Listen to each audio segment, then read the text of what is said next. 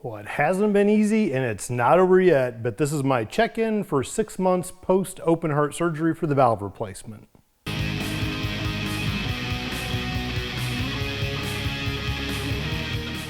There's a link below to the 3-month check-in, and if you've already watched that, you know that at the end of the 3 months, I had just gotten an ablation to try to fix the tachycardia I'd been having for about 6 weeks, about half of that 3-month period. What that meant is that my heart was going into tachycardia at 125 or so beats a minute for several days on end. I spent about half those 6 weeks in tachycardia, which meant that it's almost impossible to sleep because you've got this thing thumping in your chest, and it also means that your heart is not healing from all the trauma. The heart is just fatiguing more because it's over-revving. So your recovery is actually getting set backwards. But I'd had the ablation, thought I was doing good. A couple weeks after the ablation, I got clearance to start going to the gym and just living life. Well, the second day of quote unquote living life, going to the gym, meeting friends for lunch that I haven't seen in months, one of my friends decided that he was going to abbreviate the word COVID with vid, which I assumed was short for video, and tells me an hour into dinner that he's got COVID. And even though he's over 50 and does government contracts, he thought he would be cool and hip and type like a teenager, apparently. So, second day out, I catch COVID. It was what I consider a mild case. I had a fever for, say, 1 day, and then, basic cold symptoms, sore throat, runny nose for about a week or so. Once I was clear of COVID, I started going back to the gym, swimming, lifting, and again, trying to catch up with friends that I hadn't seen in a long time, but trying to do it safely where it was in outdoor settings, where you could be a safe distance, you weren't in big crowds, and trying to be smart about it, but also trying to start living life. I'd literally spent 3 months not going near anybody that wasn't a doctor, a nurse, or a pharmacist for all that period.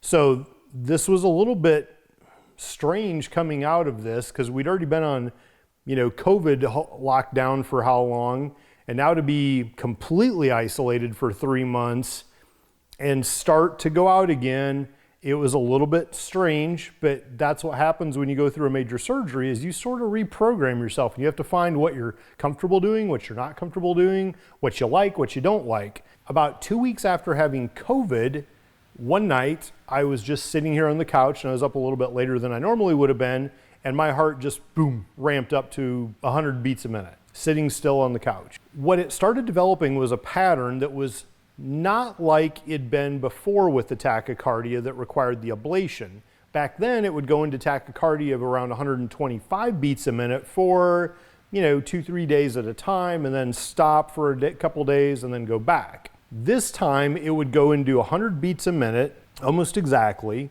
And I watched the pattern over about a week just to see if I could see any trends or what was causing it before I called the doctors. It was always either 3 p.m. or later in the day. It was always for almost exactly 3 hours.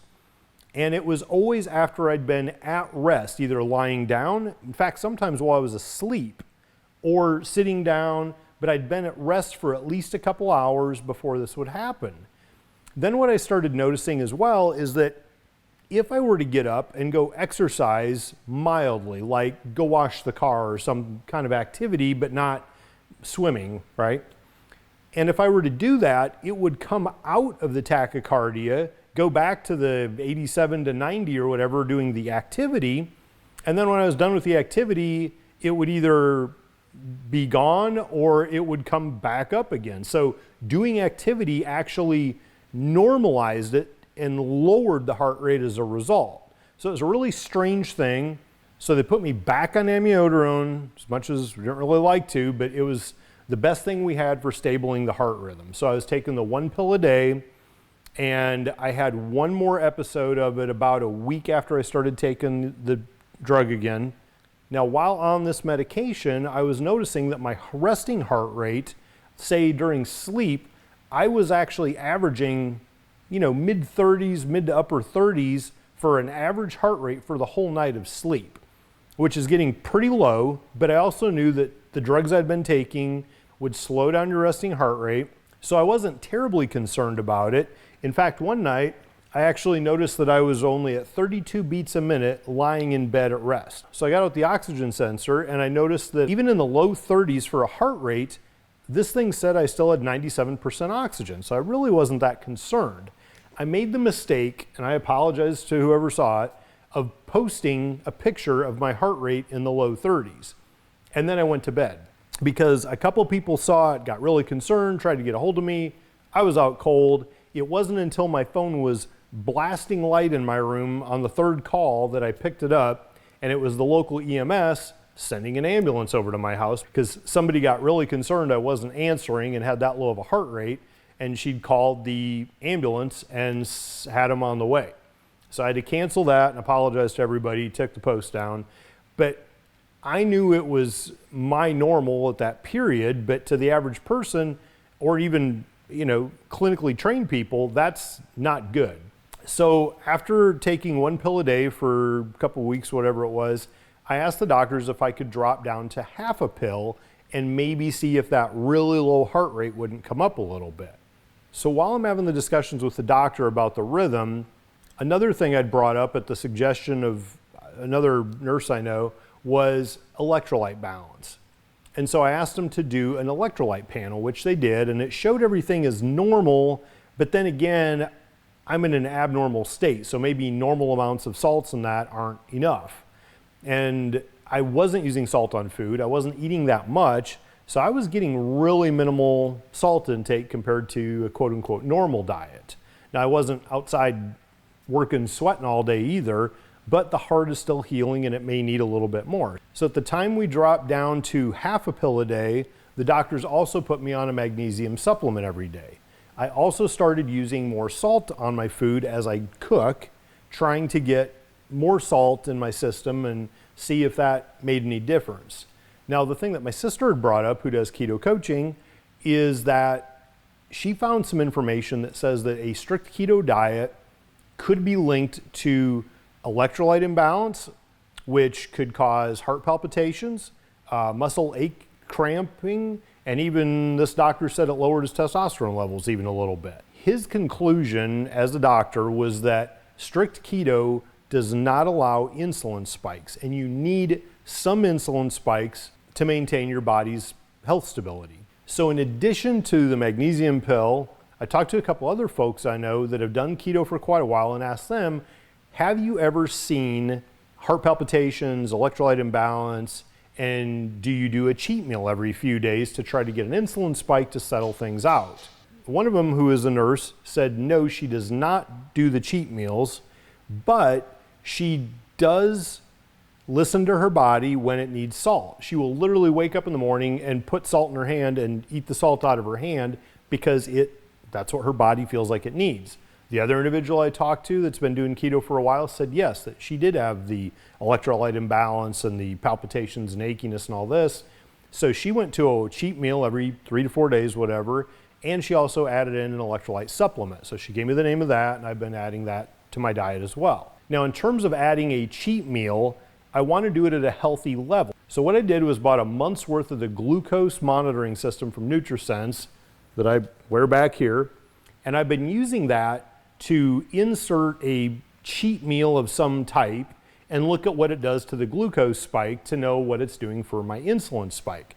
And the goal here that I'm trying to get to is to figure out what kind of a meal is enough to give a decent insulin spike, but not going too much to where it might be counterproductive to my health. So that's been a tool I've been using as well. Basically at this point, I'm a little bit desperate to try to fix the rhythm, and I'm trying any possible avenue and explore any idea that I may come up with to try to keep normal and healthy. So amidst all this, I had my last checkup with the doctor, and what he said is, look, if the half a pill of the amiodarone is working, let's just do that for 3 to 4 months, then come back and see me, we'll do another EKG and see how you're doing. I told him I did not like the sound of that because it is very stressful at a time where you're supposed to be relaxed to have to worry about whether your heart is broken, to know whether it's beyond repair, it's getting worse, or it's healed. That's a huge burden for your brain to deal with every day. And so what I suggested to him is, hey, we've got 2 weeks of no tachycardia on the half a pill. Let me just cut to 0 pills. If the tachycardia comes back, then we know we have a problem that we need to fix somehow. Or we need to know that this is unfortunately what I'm going to have to deal with for my remaining years. But if it doesn't come back, then we know it's fixed and it was just a matter of needing more time to heal, which very well may be the case. Or the electrolytes may have helped too. He agreed. So as of right now, I've been off all the amiodarone for about 2.5 weeks now. I've not had another tachycardia, but my rhythm is still not normal. I've had a couple possible AFibs show up when I was in for the echo review a few days ago. That doctor was looking and still found junctional rhythm as well. So my heart is definitely not normal. Some days are better than others for my breathing capacity. The ejection fraction from my echo was only 45%. Now, normal is, say, 50 to 55, and it's come up because at the time of the ablation, that doctor said that it was worse than the 43 it had been 2 years ago when I had the hole in the heart.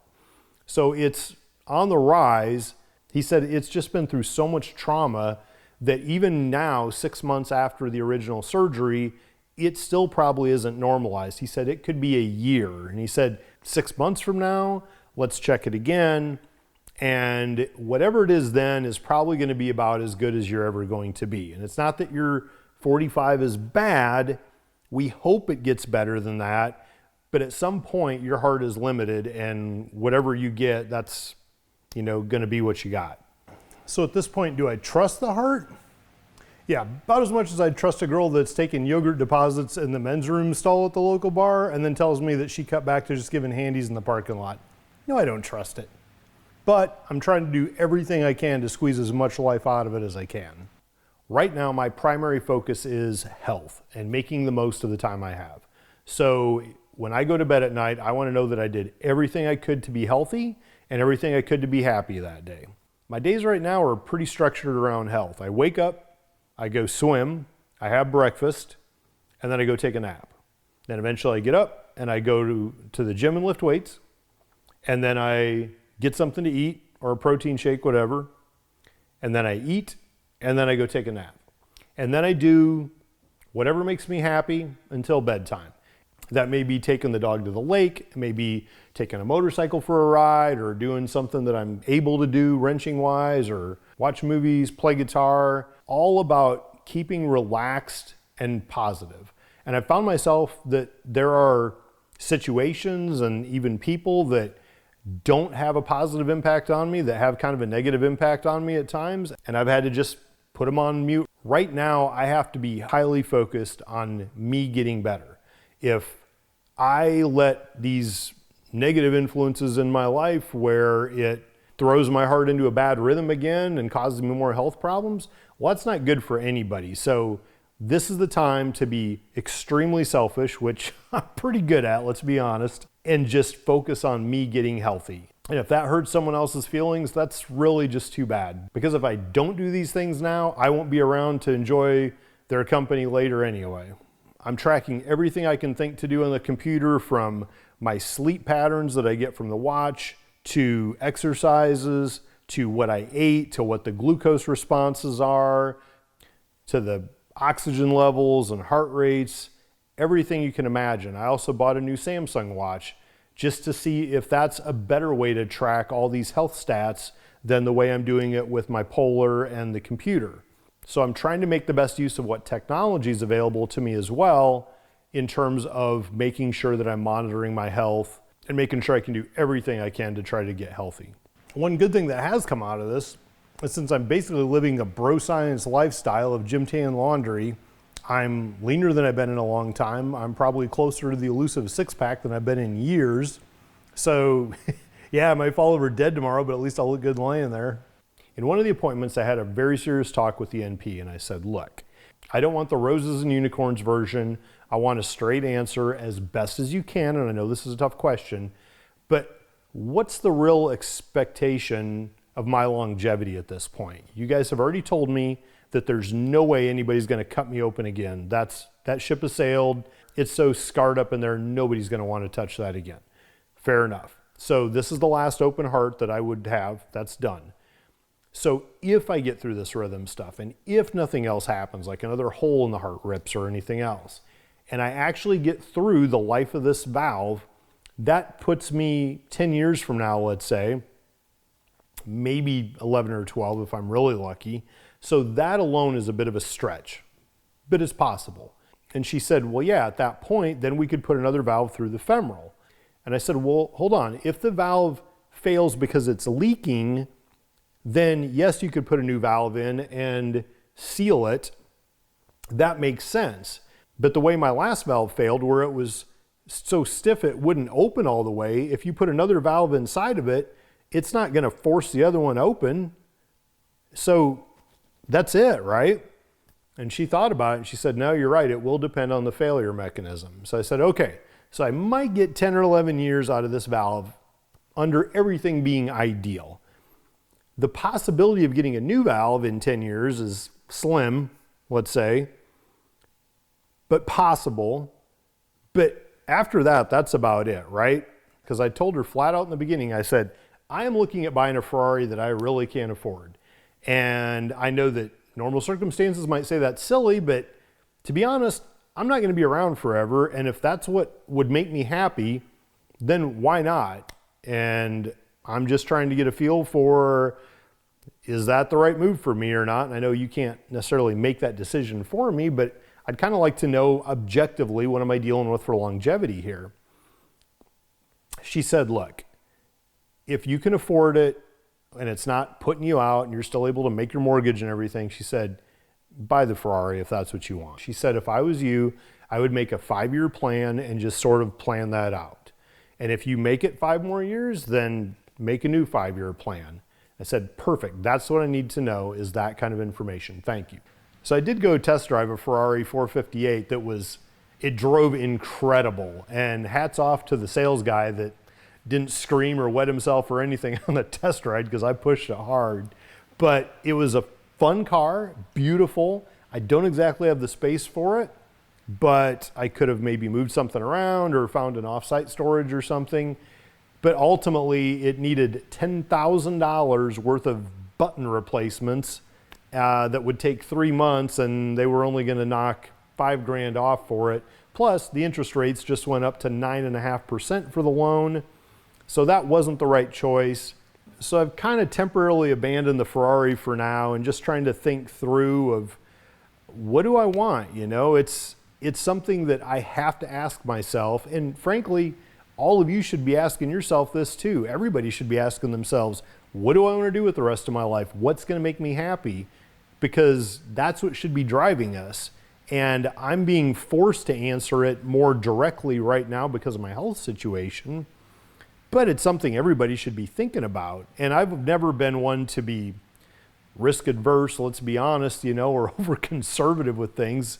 And I love the freedom of being able to ride my motorcycle in the mountains at high speed at 12,000 feet and just let it go and leave it all out there. I mean, that's what I live for, is experiences like that. And I can do that where a lot of people can't. They have to hold back and say, well, I can't do that because I have this or I have that, whatever. But I can just live wide open, which is great to me. And now even more so than before, because I have more limitations on time. And it's more important for me now to do whatever I want. If something doesn't make me happy and I can avoid it, then I'm getting rid of it. And if I find something I really enjoy, then I'm going to do that until it starts negatively impacting other aspects of my life. Ultimately, the whole concept of pushing negative things out of your life, finding what you love, and do that to the hilt, whether you've got a year left or a century left, that's the whole secret to life, right? Subscribe to my YouTube channel below and let's celebrate turning fuel and air into adrenaline.